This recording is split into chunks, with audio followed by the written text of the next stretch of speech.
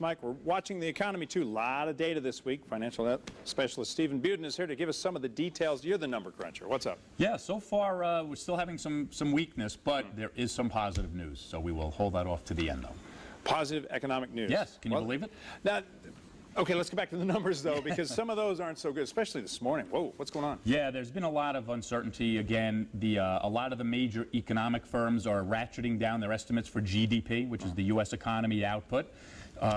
Numbers have come down from a 3% growth rate to coming a little bit under 2. And under 2 is really significant because right now the economy is not generating enough to sustain even the inflation rate, and that means a couple of things. Either we have to grow faster or the inflation rate comes down, meaning that we don't have as much output. If we don't have as much output, that is a struggle for the economy.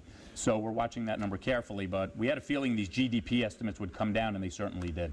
Well, and a lot of people are saying recession is possible, but we have to go into negative growth. That's right. To happen, right? So, and that's the thing here. We've talked about this for a long time now. It seems like a year, where the numbers are not negative. They're just not as positive as we like, so it just doesn't feel good, and we're still having more of the same. And with the election coming up, the employment numbers are real significant. Governor Romney should be announcing his running mate soon. As soon as he announces his running mate, there'll be all kinds of economic reactions in the markets. The employment numbers are a little weak. They're not getting better. The Fed chairman testified on Capitol Hill last week. His main mandate is to create low unemployment. So who knows if they'll be doing some more stimulus.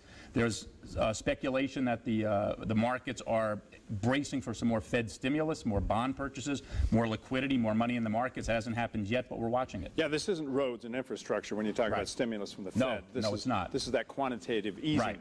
So they're buying up bonds and they're trying to shore up the economy that way. So. Right. What they do is they buy bonds, they buy other securities to put money into the system. By buying the bonds, you're keeping the interest rates low. And I was just going to mention the 10-year bond this morning hit another record low, 1.5%. So it's a scary out there. When we talk about Europe, the yields in Europe are running up. A lot of foreign investors are taking money out of Europe, putting it into the United States. Okay, real quickly, 30 seconds, the positives. The positives, auto sales. We're seeing the big three are adding shifts. The auto sales, the average car on the road is as highest as it's ever been. So a lot of these old cars eventually have to get replaced. As they have 3 shifts working around the clock, more people working, that usually trickles down, and that's a good economic sign.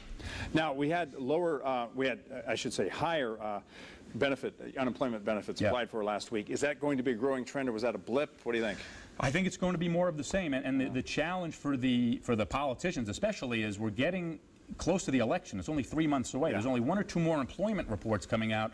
They better hope something happens quick, and that's why I think the Fed chairman at some point is going to have to act.